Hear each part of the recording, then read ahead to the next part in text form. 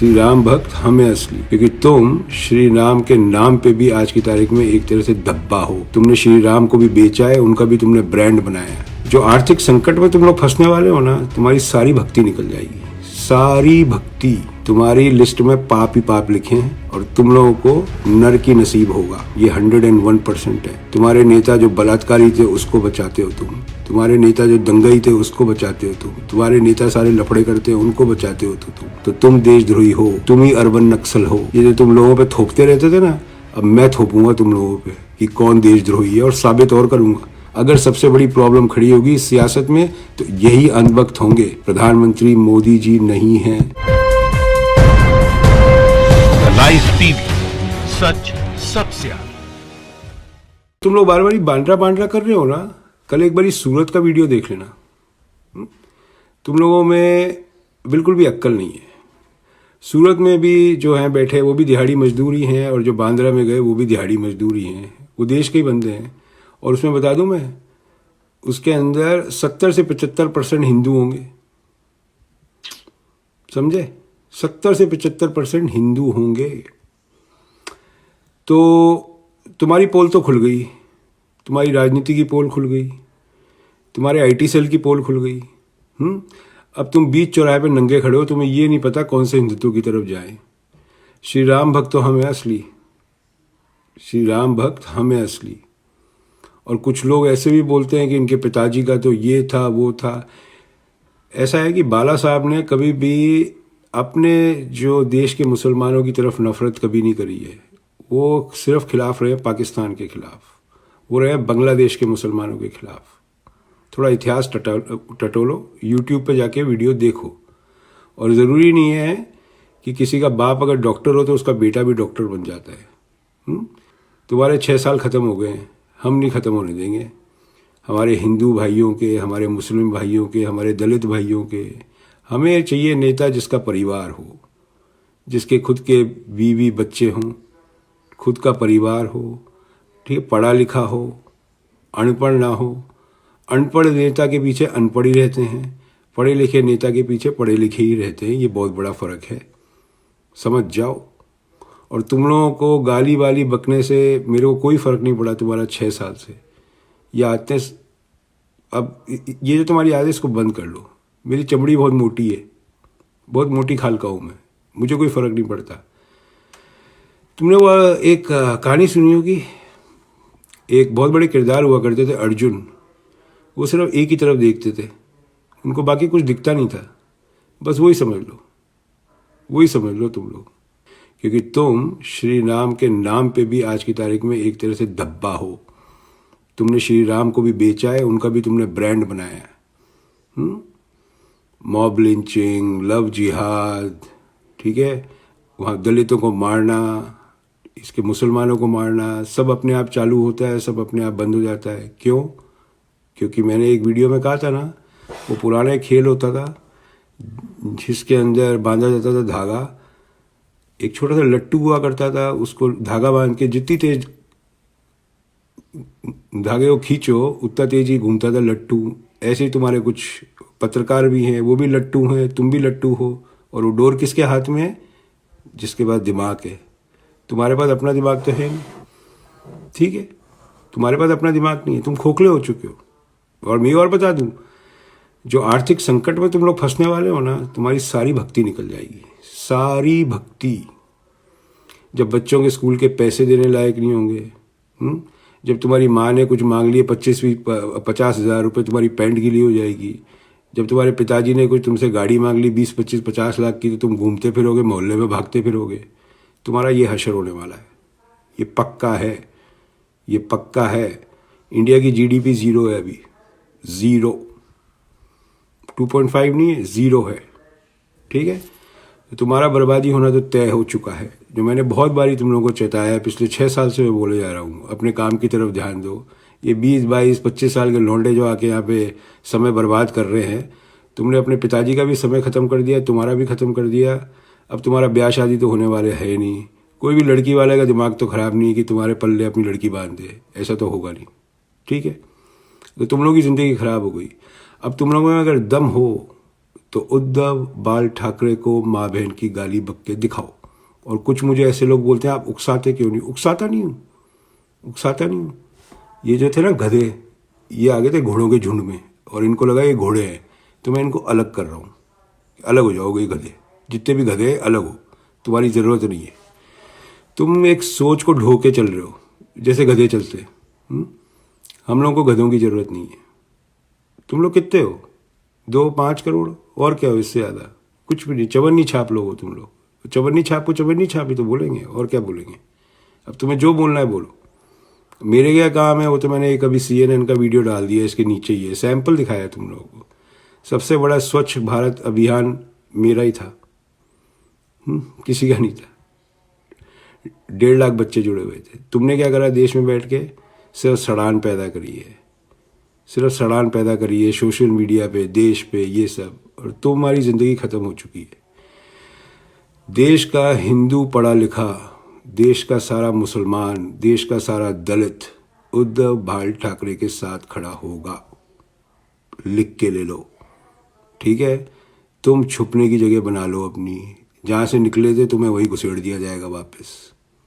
हम लोगों को बदबू पसंद नहीं है भाई। देश में पढ़ा लिखा नेता पसंद है, परिवार वाला नेता पसंद है, जिसके लिए हिंदू मुसलमान सब एक हैं। बम्बई में सब एक साथ रहते हैं, एक ही बिल्डिंग के अंदर, जाके देख लेना। वैसे तुम्हारी औकात तो बम्बई की है नहीं। बम्बई में तो एक झोपड़पट्टी का भी किराया 50,000 रुपये महीना होता है, वहाँ भी तुम नहीं पहुँच सकते। तो तुम अपने गांव खोपचे में बैठ के जो ये IT सेल के काम करते रहे हो, ये तुम करते रहो, ठीक है? $200-300 महीने की औकात है तुम्हारी, इससे ज़्यादा है नहीं। तो इधर मत आया करो, क्योंकि मैं अब तुम्हें धीरे धीरे खरोचना शुरू कर दूंगा और तुम्हें धीरे धीरे दर्द होगा। ये पक्की बात है। तुमने 6 साल बहुत लोगों को दर्द दिया है, बहुत लोगों की ज़िंदगियाँ ख़राब करी है, ठीक है? तो अब बाजी पलट गई प्यारे, वो भी हिंदू हैं। और उनके पिताजी जितने कट्टर हिंदू थे उतना तो शायद पिछले 30-40 साल में कोई भी नहीं था भारत में, ठीक है ना? तो अब वो पिताजी के बेटे को गाली बक के बताओ, उनके हिंदुत्व को ललकार के बताओ, तो तुम्हें पता लगेगा कि हिंदू शेर होता क्या है। सिर्फ सोशल मीडिया पे लिखने से हिंदू शेर पैदा नहीं होते हैं भाई। हिंदुओं के अपने कर्म है और वो कर्मों से तुम बहुत दूर हो चुके हो। तुम्हारी लिस्ट में पाप ही पाप लिखे हैं और तुम लोगों को नर की नसीब होगा, ये 101% है। तुम्हारे नेता जो बलात्कारी थे उसको बचाते हो तुम, तुम्हारे नेता जो दंगई थे उसको बचाते हो तुम, तुम्हारे नेता सारे लफड़े करते हैं उनको बचाते हो तो तुम देशद्रोही हो, तुम ही अर्बन नक्सल हो।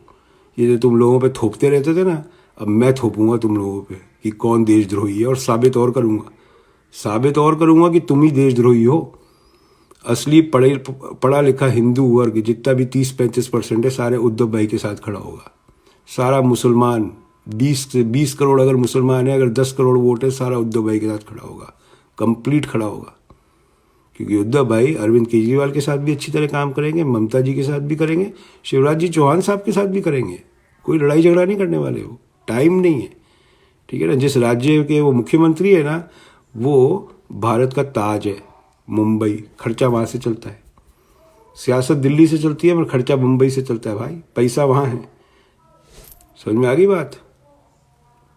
तो अभी तो मज़े करो, अभी खेल शुरू किया है, अभी आगे आगे देखो। और मुझे ये मत बोला करो भारत आ जाओ, ये आ जाओ।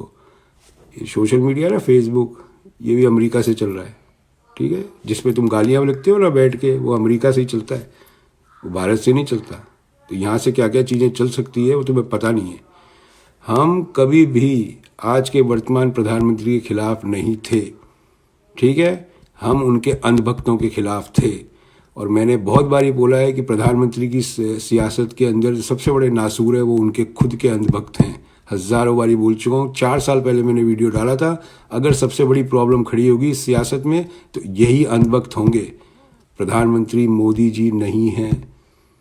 He is the right man with wrong supporters. That's it. He is the right man with wrong supporters. That's the problem. ठीक है ना? जैसे विराट कोहली की हो, आप ऐसा करो जिम्बाब्वे की टीम का कप्तान बना दो तो मैच नहीं जीत सकता। समझ में आ गई ना बात? अकेले कब तक बैटिंग करेगा? नहीं कर सकता। ऐसे तुम लोग आज के प्रधान सेवक के लिए नासूर हो, और हमें तो ये लगता है कि आज के प्रधान सेवक को तुम्हारे से बचाना जरूरी है। ये पक्की बात है, क्योंकि तुम लोग उन पे बोझ हो। तुम लोगों ने डिजिटल इंडिया हो, सिट इंडिया हो, शिट इंडिया हो, जो भी है, तुमने कुछ नहीं करा। ना स्वच्छ भारत में तुम लोगों ने कुछ किया, कुछ नहीं किया। सिर्फ दिन भर गालियाँ बकने के 166 रुपये का झुंझुना दे दिया। तुम्हारे झुंझुना नहीं, घुंघरू बना दिए, और तुम बस नाचते रहते हो तवाइफों की तरह। यही तुम्हारा काम है। कोई पढ़े लिखे तुम्हारी तरफ देखते भी नहीं है, कोई नहीं देखते।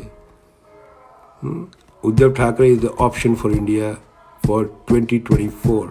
अगर इंडिया इंटेलिजेंट है और इंडिया और प्रॉब्लम में नहीं आना चाहता socially, then Uddhav Thackeray is the correct man. और अगर तुम लोगों ने अपने पाँव पे कुल्हाड़ी मारने को रखा है, सो बेट।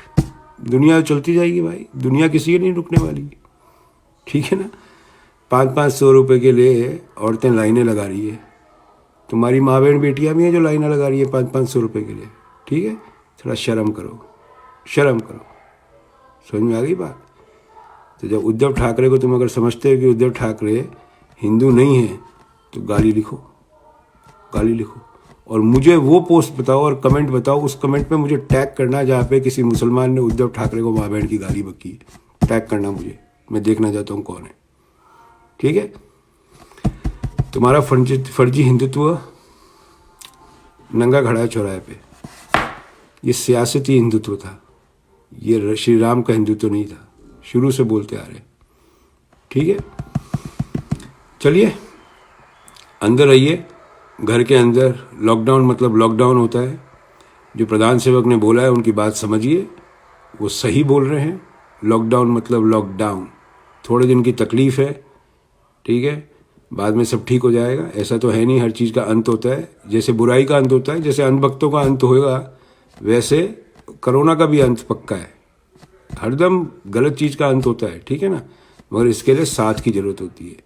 तो जो प्रधान सेवक ने अपील करी है, उनके मजाक ना बनाएं। जो सोशल मीडिया मजाक करते हैं वो आप ही के हित के लिए बोल रहे हैं, ठीक है। अपने घर में रहिए। 2-4 दिन की तकलीफ है, महीने भर की तकलीफ है, दैट्स फाइन।